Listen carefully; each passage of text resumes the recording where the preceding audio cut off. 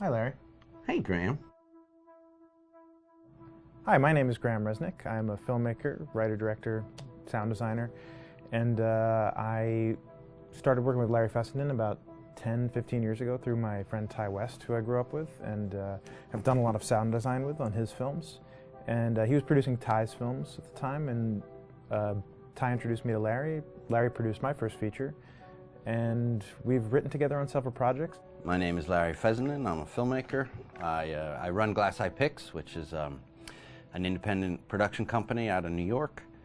We make indie movies, a lot of scary movies as well. And I got a call to audition to write this video game.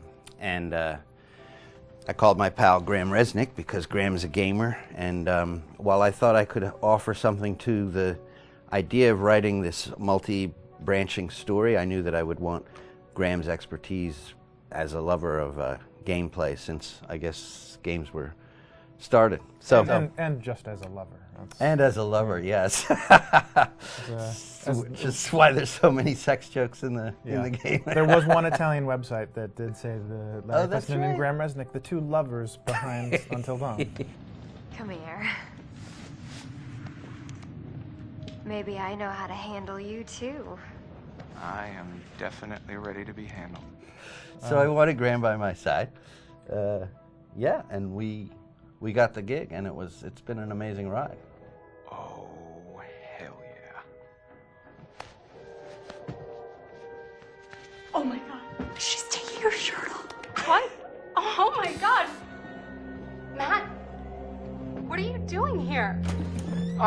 Hannah. I'm sorry, Hannah. This all got Don't out of lie, hand, but... So in the game, the basic setup is that a year prior to the game's start, all these kids had gone up to a ski lodge that was owned by the parents of one of the kids, or a couple of the kids, and some of the teenagers played a prank on some of the other teenagers, and the terrible tragedy occurred when a few of them, two sisters, ran out into a blizzard, and were never seen from again.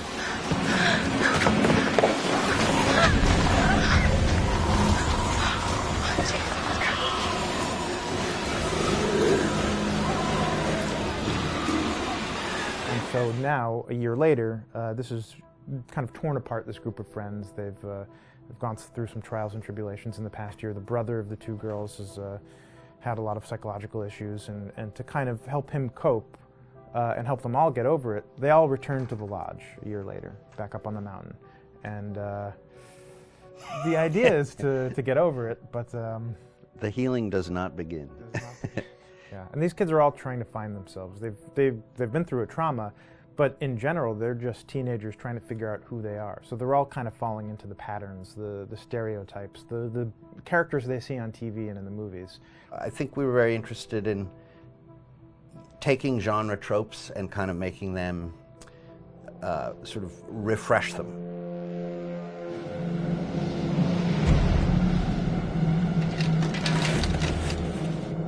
Hey, did you see that? Dad said it'd just be us this weekend. We're familiar with how slasher movies work. Most people have seen some horror movies, and we have established notions and preconceptions about the roles of the players in horror movies and how they talk and how they get killed and how they have sex. And to bring you into the game that way and then subvert a lot of those expectations was kind of our goal. They're haunted by some incident that happened in their past, which I think you pretty much figure out that that's going to have a role in their interaction.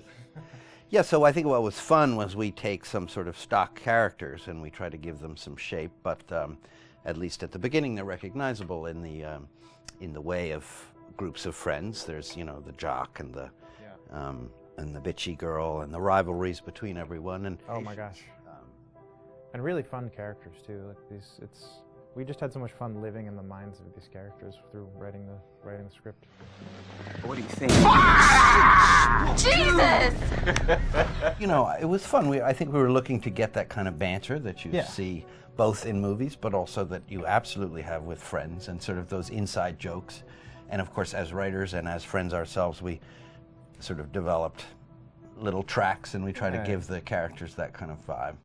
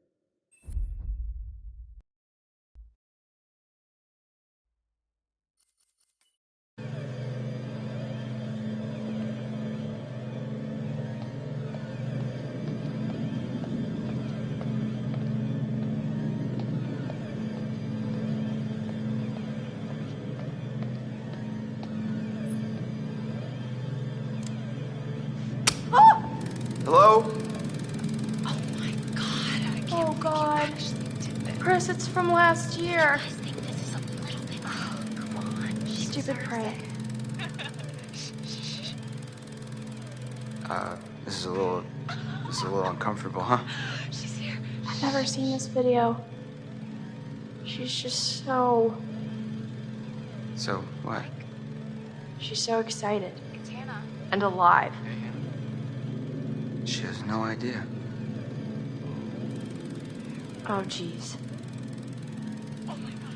Wow. Forgot you were such a willful participant.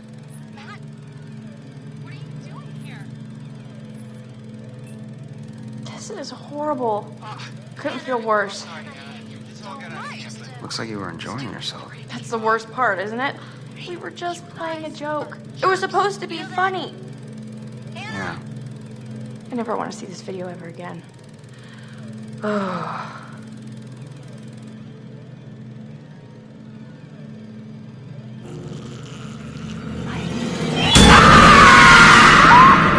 Oh, Chris!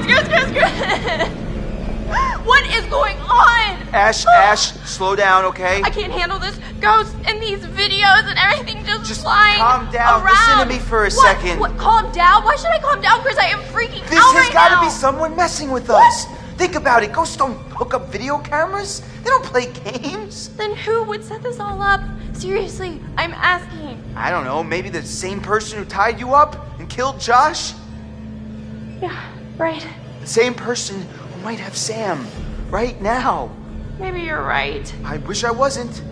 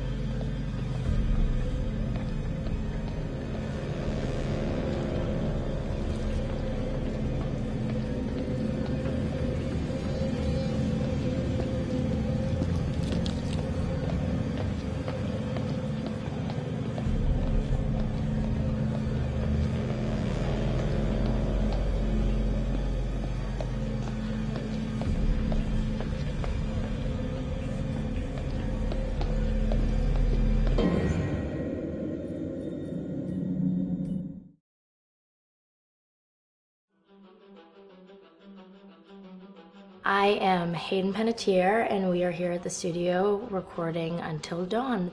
My name is Rami Malek, and I played Josh. My name is Megan Martin. My name's Brett Dalton. My name is Antonella Lentini, and I played Hannah and Beth. My name is Jordan Fisher, and I play the character Matthew, Matt for short. I'm Nicole Bloom, and I play Emily in the game.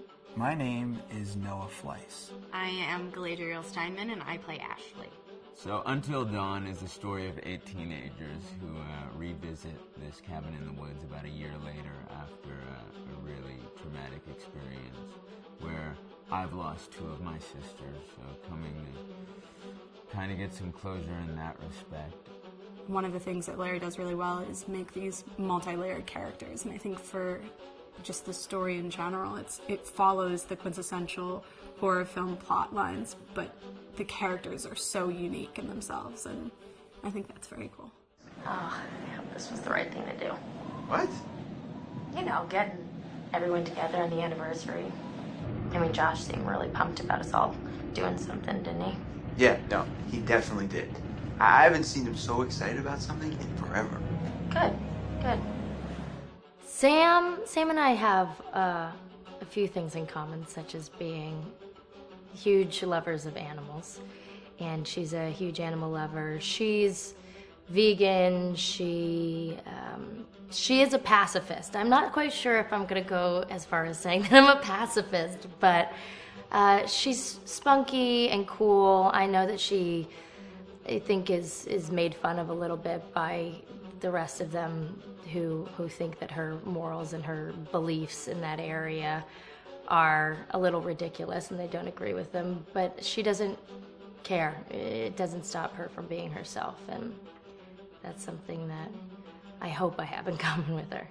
You know, he definitely can be depressed at some times and a bit of a loner, but he takes some solace in one of his sister's friends, Sam, played by Hayden Panettiere, and invites everybody back to the same house the next year to kind of find some closure.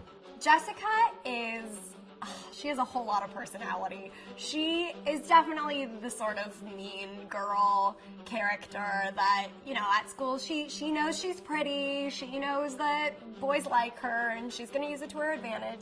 He's got a big heart, and you can tell that that's very evident, especially how he treats his girlfriend, Emily, and, you know, he's kind of a meathead, but in the best way possible. She really knows what she wants, and she manages to get that from whomever it is, whether it be Matt or Mike. You know, she's really driven, and I can definitely relate to that. My character is Chris, and he is what society might consider the nerd of the group, and he kind of embraces it. Ashley she's a little more serious than some of the other girls. She's definitely very intelligent and thoughtful. She kind of looks at the whole big picture of things. She's not quite as geeky as Chris, but they connect in a lot of ways. Mike is like big guy on campus. He's the class president who has some charm and has a brain, and I don't know, people seem to like Mike. He gets away with a lot, though. He can be kind of jerky. The fact that he really just kind of wants everyone to be happy, and he's a people pleaser, and I can definitely attest to being, you know, that guy. I'm always the friend that wants everybody to be happy and wants everybody to be taken care of, and that's definitely Matt. But also, like, this character is just so fun. I rarely get to play the bitch, and so it was really fun to do that. The spirit of things, seriously, what's wrong with you? I'm just trying to lighten the mood, Em. Don't be like that. Like what? The way you're being. You always get like this. I just think this is just the coolest thing to be a part of, and I just think it's going to take the world by storm. I really do. I think this genre is the wave of the future, and I think that once people see the potential behind it, of getting to interact with the drama that you're witnessing unfold in such a realistic way, that this is how entertainment's going to be from now on.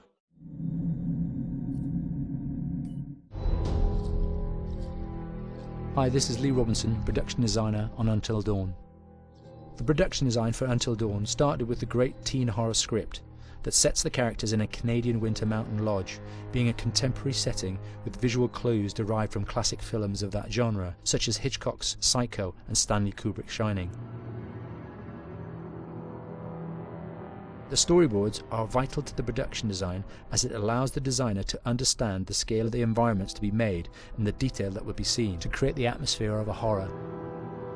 This took us into concepts that took these storyboards further, visualizing the world through the color palette, the lighting, tone, and the mood, and developing key locations such as the lodge, the cable car stations, the forests themselves, the wilderness.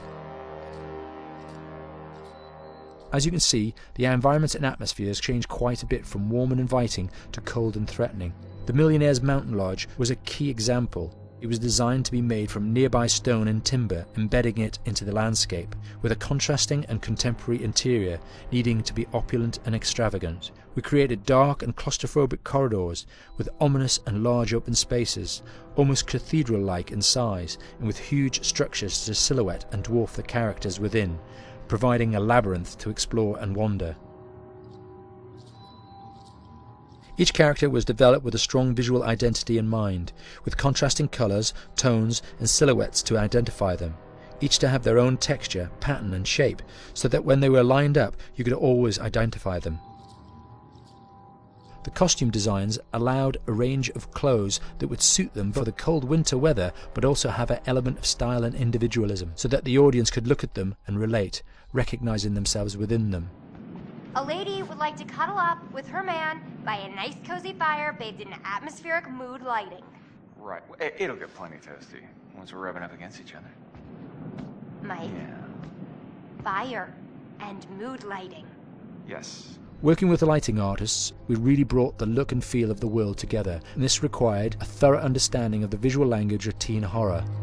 A key scene was where all the characters emerge out of the rear of the lodge chasing Hannah. A contrast is evident straight away from the exterior wilderness to the warmth of the lodge. The attention to character lighting here is through the bounce and rim lighting, accented colours and composition, creating characters that come from the dark into the light and back again with an emotional effect. Guys, there's someone outside. What the hell? Hannah! What's going on? Where's my sister going? It's fine. She just can't take a joke. It was just a prank, Han.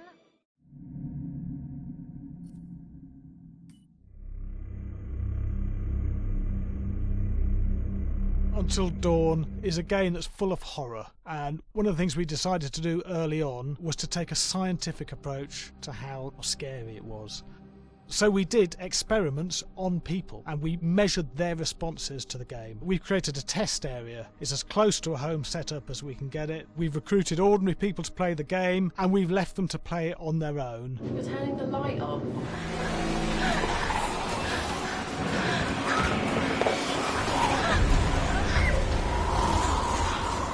The only difference is it's rigged with cameras and microphones that relay the data through to the next room where people are watching them play.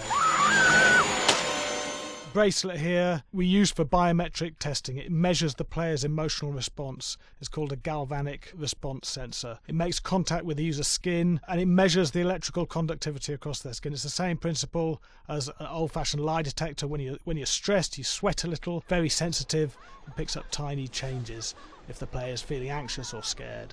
That data's fed back to a testing team. It comes through as a graph. I'm so sorry.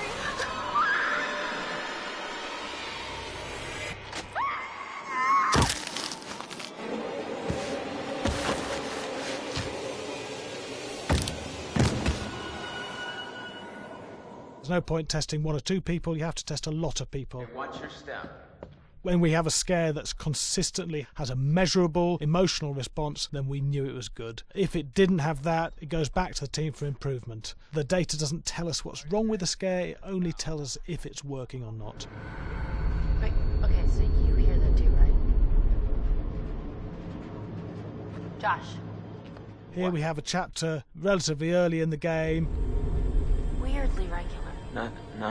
Nothing regular about it. We have to create tension and anxiety in the player so they are ready to receive the scare.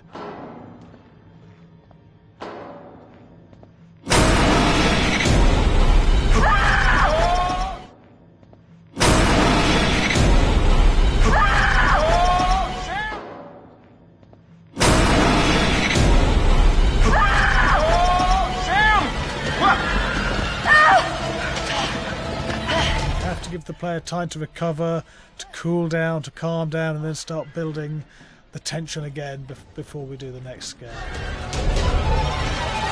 Hey. What? Hey. What the hell? Ooh, you just got mugged.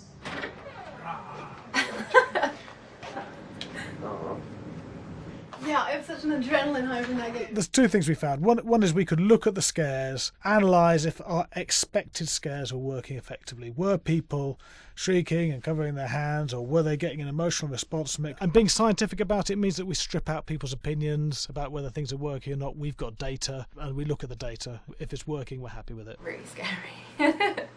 Bit scared and wanting to get away. I actually be maybe a bit scared to play on my own, but in a room with the lights on, yeah, with some other people as well, yeah, maybe. But because I'm a scaredy cat, I would play with someone in the room. And the lights on. It was one of the scariest games I've played in a long while.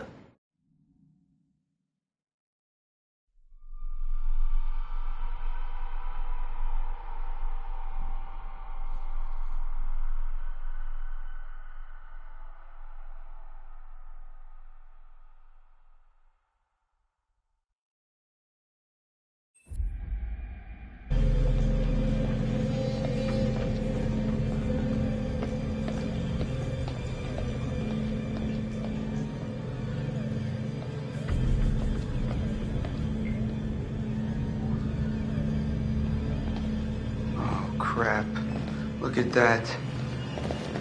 What? Might be Sam's. All right, let me see if I can get this. Yeah, I got it, but oh damn, this thing is heavy. Be careful. You gotta come through, Ash. I can't hold it. Come on. Chris! Wait, what? I think I just saw Sam over there. Ash, are you sure? I don't know, but come on, I think we should check it out. Well, I'm pretty sure whoever's bleeding came through here, okay? So we really gotta get moving, like now. I'll catch up to you. Sam! Ash! Chris! Chris, help! I'm stuck!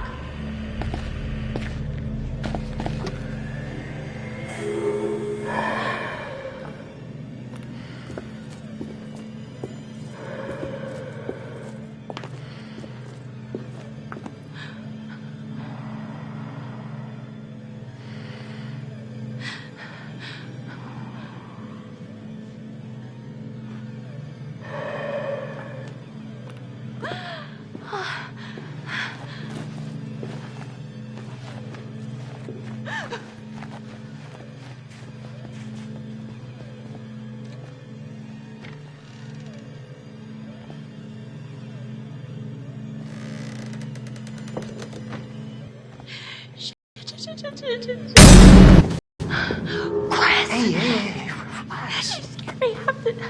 Oh my god. Is that thing? It's a dummy. But it's... Why is it... Wearing Sam's clothes? I have no freaking idea. Where the hell did it come from? In the fridge. Yeah, sure, that makes sense. Why did you bring it with you? I didn't think you'd believe me. And I think it's, For Sam. for any of us, but yeah, mostly for Sam. Shh! We've got bigger problems right now. What do you mean? The psycho. Chris, I just saw him. What? Where? Where'd he go? I don't know, but we've got to be quiet. He's got to be still really close. Awesome. Sam?